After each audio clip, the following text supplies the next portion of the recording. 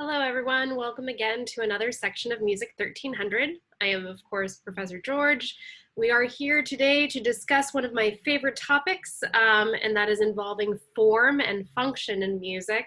Very specifically, we're going to take a look at Sonata Allegro form, which is indeed the first movement of every sort of classically formed symphony is indeed in Sonata Allegro form. It is a form that is really interesting to use as a compositional tool. So we're going to check it out in three different situations and time periods. We're going to, of course, take a look at Mozart, listen to the first movement of Symphony number 40. So he's going to embody the classical era for us. We're next going to talk about Beethoven. We're going to talk very specifically about his Fifth Symphony, which I am sure you are all familiar with. Specifically, the first movement, of course, is in Sonata Allegro form, and I'm sure you are all quite familiar with it. If you don't know it by name, you'll certainly know it by the first couple of seconds of music. Lastly, we're going to take a look at a piece from the late Romantic era by Franz Schubert, and it's one of the sort of furthest deviations of the form. So we're going to start out nice and easy with Mozart in the classical era and eventually get into some more complicated versions of and manipulations of this particular form. So form or structure in a piece of music is something that usually requires multiple or repeated listenings in order to figure out. So the fact that I'm able to do this in this particular lecture is because I've listened to these pieces multiple times before. So however, the composer should make it somewhat easy or at least lead the listener in some sort of way to be able to accurately figure out what the form or the structure of a piece of music is. And the way that we do that in music is by repeating musical ideas. So much like I'm sure at some point you have studied poetry and have analyzed rhyme schemes. Typically, rhyme schemes, when you're figuring them out in poetry, you adhere a letter to the end of the line in order to figure out which lines rhyme with which lines in a piece of poetry. So we do the same thing in music, but the letters that we use refer to musical material. So a piece of music always, unless we're starting out with an introduction, which we commonly do, the first initial idea that we run into in a piece of music is always going to be our A idea. It's up to the composer to make a really distinct variation from the A idea to the B idea, meaning that there has to be some element of contrast that sets apart the A section or the A idea and the B idea. And in general, in a piece of music, we really only listen to maximum 2 ideas in a piece of music. It's really a lot more demanding on the listener to include more than 2 thematic elements. Now, there are plenty of exceptions to what I'm talking about right now. Very specifically in the Romantic era, we just talked about tone poems and program symphonies. Paul Ducas's The Sorcerer's Apprentice deals with 3 different particular leitmotifs. So in that respect, certainly once we surpass 3, the demands on the listener are quite intense. And the piece ends up sounding a little unwieldy in terms of the ground it's trying to cover, but that's more a compositional idea. In any event, Sonata Allegro form is a form in which we are mostly dealing with two different thematic ideas, an A idea and a B idea. Form, the way that we're going to trace it in three different pieces is by superimposing the variations that the composers take on what we call a prototypical diagram. So let's go ahead and discuss what the basic form for Sonata Allegro is. We've already discussed that it's the first movement of symphonic form. Symphonic form, by the way, is a sort of larger a formal construct. It is a sort of the largest element of form, where we have a movement or a piece of music for orchestra that is divided out into four different sections. The first section, the first movement that I've already been talking about, is Sonata Allegro form. The second, so Sonata Allegro form typically is a movement that is also like at least somewhat moderate to fast paced. The second movement is in direct contrast to that idea. It usually is something slow and lyric.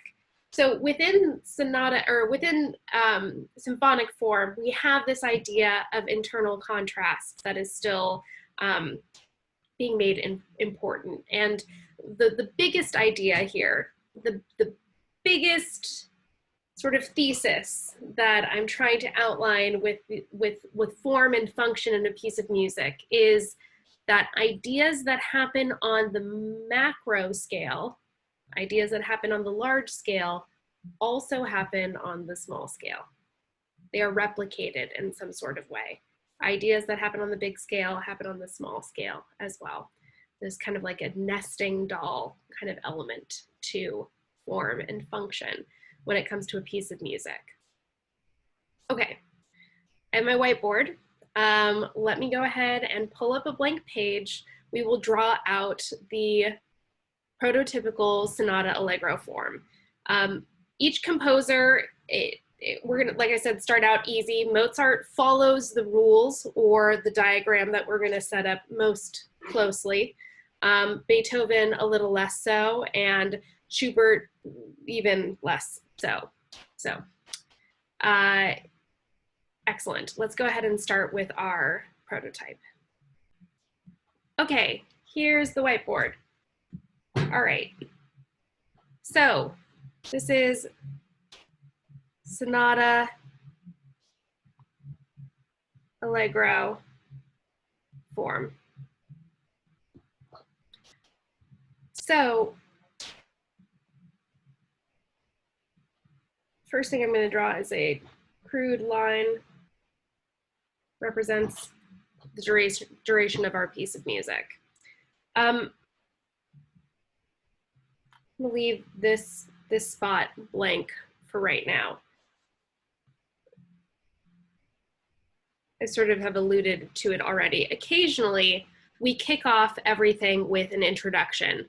An introduction is usually the purpose of it is to literally introduce our initial section. In our initial section in Sonata Allegro form, we're talking about the largest scale, is called the exposition. The exposition, the purpose of the exposition is to expose thematic ideas. So exposition exposes things. What does it expose? The two important ideas that we are experiencing in a piece of music. The first idea that we hear is indeed something we call theme one.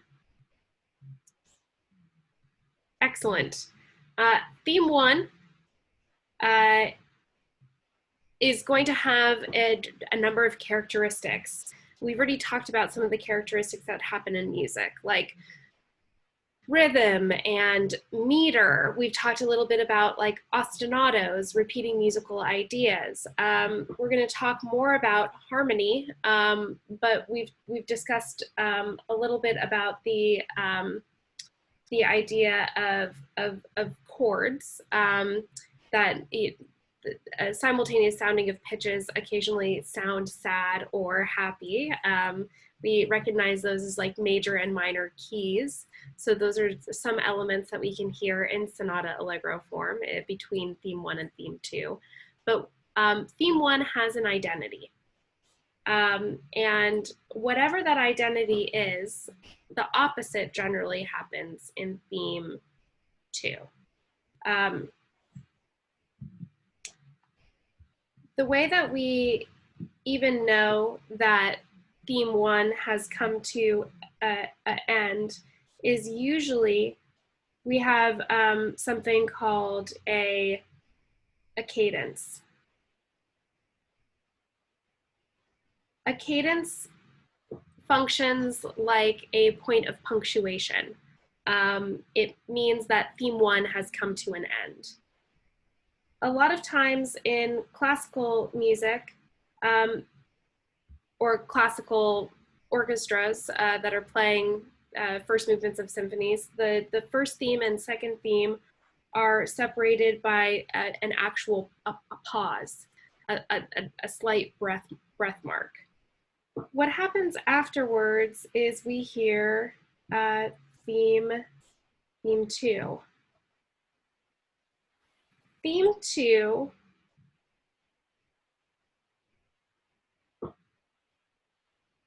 is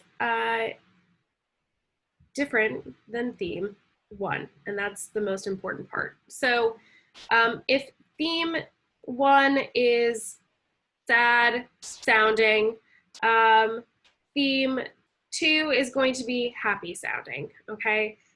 Perhaps theme 1 features the string family. Perhaps theme 2 highlights the woodwinds and brass. Maybe theme 1 sounds sort of articulate and driving, like it's got a lot of forward motion, versus theme 1, which sounds perhaps lyrical and has these are sort of separate or sort of staccato lines. Maybe theme 2 is more lyrical. So there has to be some kind of contrast that happens between theme 1 and theme 2. This breath mark,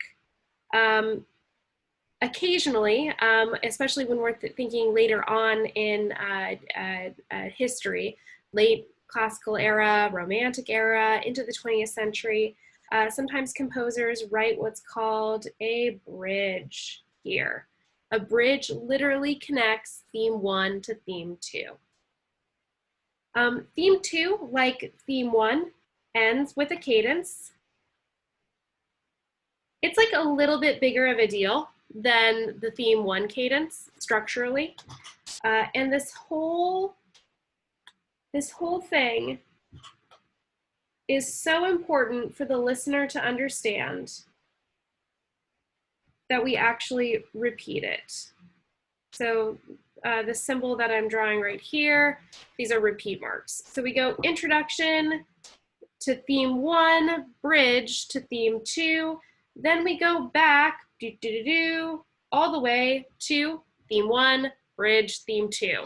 Awesome. So part of the reason why the exposition is repeated is because it is so important to understand our melodic ideas. When I was talking about the idea that larger scale things are replicated on the smaller scale, the exposition in terms of its formal like structure is what we call a large scale A, okay? The exposition contains 2 separate elements, a theme 1, a smaller A, and a theme 2, a B. So within the A section, there's a smaller A and B. That A and B thing is also how we construct melody in sort of like question and answer format. But we're going to talk about that in another lecture. So we're talking about some bigger scale form ideas. After the exposition comes the most exciting part of the entire form, and that is the development section. The development section, because it is different than the exposition, is going to be a large scale B form. What makes it different? Well, it is incredibly turbulent in terms of its form, or at least, I'm sorry, in terms of its harmonic movement.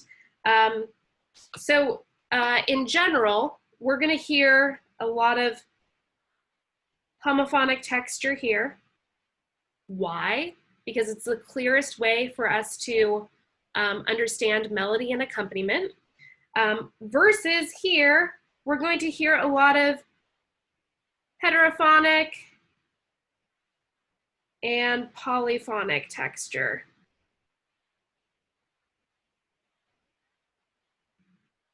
Why? Because the development section is essentially theme 1 versus theme 2. I've like very poorly planned out my space, which is a little bit of a bummer, but I'm going to make it work. Truth be told, the exposition is actually quite long in terms of time, but the development section is generally about half the length of the exposition. The fun thing for you to figure out as a listener is, when does the development section end? The development section pushes into something we call the recapitulation.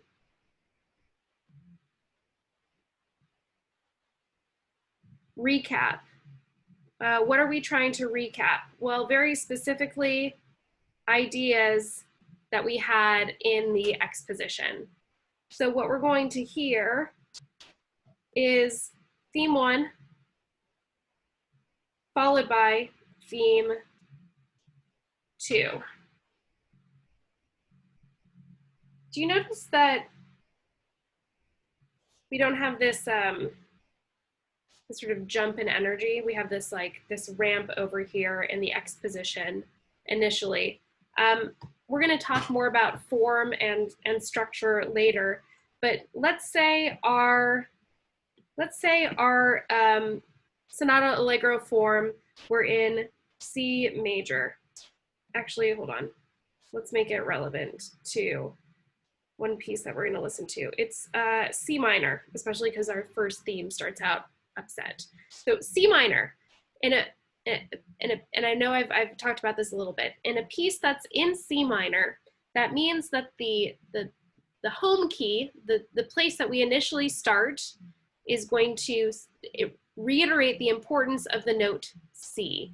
And how is it going to do that? We're going to hear it more often than any other pitch, and we're also going to hear the sonority C minor more than any other sonority in the entire piece.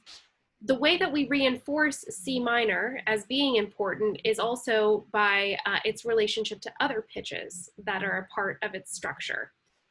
C minor is made most important by its sort of second place. If C major is in, or C minor is in first place, there's its relationship to the note 5 spaces away on the piano keyboard, or the interval of a fifth, is its most important relative. Think about them as sort of like structural pillars, but C, D, E, F, G. So C minor is made important by its note 5 spaces away, in this case G. So Sonata Allegro form is going to try to reinforce this idea structurally to us. So the introduction is going to be in C minor. The introduction sets up, oh, I see I have stopped responding via this. All right, hold on. Stopping my share. one sec. So like I said, the introduction is going to be in C minor. It sets up theme 2 or theme 1, which is also going to be in C minor. Very good. Like I said, theme 2 is going to set up some sort of difference. So it's going to be structurally in the key of, in this case, G major. Yay. So that what we call 1 to 5 relationship is set up initially. The development section is allowed to go to essentially any area aside from 1 and 5. That's why that line is all squiggly. It represents a point of instability, which is also why it's labeled the B section. The A section sounds really dependable, homophonic texture, easily understood ideas.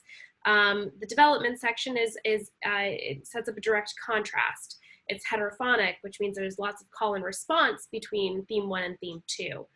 We also have a tendency to encounter polyphonic texture, setting theme 1 against theme 2 simultaneously. The recapitulation, as we can kind of see by the return of this stable line, does indeed return to what we call the tonic or the 1, our initial starting pitch. Theme 1 has the same sort of characteristics that it did initially, and theme 2 has some sort of borrowed characteristics. In this case, we have this sort of like forward motion and maybe like staccato kind of sounds. In this case, we're going to maybe keep the tonality and the harmony, meaning that it's going to maybe sound sad but still have this lyric quality. Finally, we have what we call a coda, which is an optional ending in a piece of music. It's the alternation of, here we pull up my other color, the alternation of two different sonorities that have been important in the entire piece, generally 1 and 5. So on the largest scale, we're dealing with something we call tonic motion, moving to something we call dominant motion. Okay, that makes us feel like we're going somewhere. We then visit far off lands and spaces. This is where things get interesting. And then ultimately we return to the tonic. And that's how we know that we're ending the piece. To sort of reinforce that idea, generally, again, we hear homophonic texture, wrong color. We hear homophonic texture here. And in order to, again, sort of kick off the piece, we generally hear introductions being monophonic, in addition to the coda being monophonic.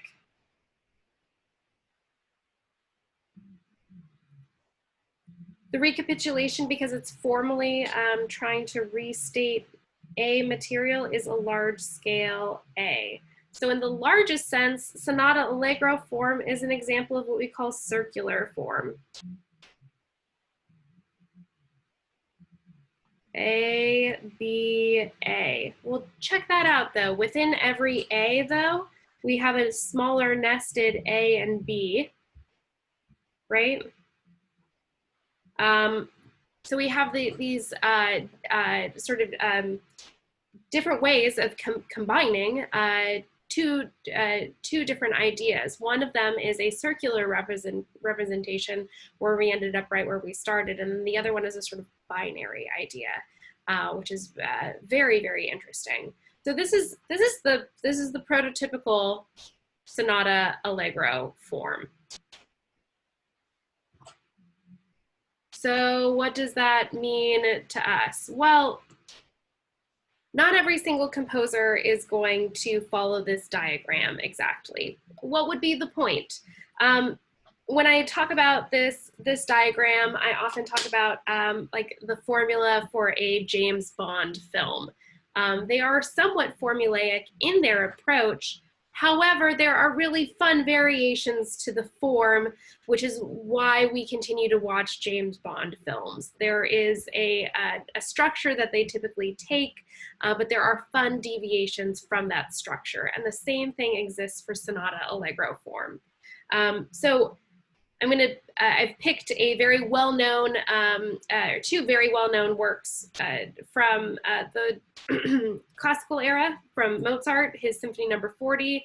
Beethoven, we're going to listen to his Symphony Number 5, and we're going to listen to Schubert's Unfinished Symphony Number 8, which is pushes the form to its furthest boundaries. All right. So in sections 2, 3, and 4 of this lecture, I'm going to just take one piece.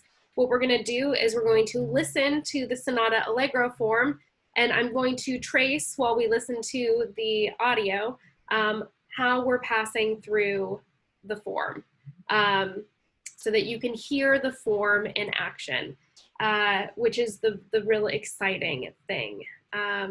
Okay. I will see you back for our first representation of Sonata Allegro form with the master himself, Mozart, for part 2. All right, see you guys soon.